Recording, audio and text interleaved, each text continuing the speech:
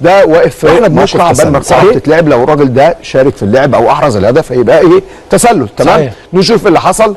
الكره اتلعبت، عندنا لعيب في واقف موقف تسلل، بعد كده قفز قصاد الشناوي، بعد كده حكم المساعد ادى ركله، ادى انها هدف. لا لكن التداخل للاعب بيراميدز المتسلل لحظه لعب الكره في الهدف الثاني المفروض ما تعديش، ويتم استدعاء الفار للحكم ويقول له ده متسلل وشوف انت بقى متداخل ولا لا. يا عم طب ما الحكام المصريين الغوا اهداف لتداخل لاعب متسلل اثناء لعب الكوره.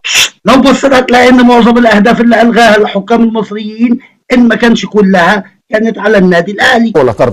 انما كوره زي دي ما تحسبش فيها كارت اصفر واحمر، كارت اصفر معلي في مع حسين شحات. طبعا هنا في طبعا ركله حره مباشره اللي ما اتحسبتش، وكارت اصفر للتهور.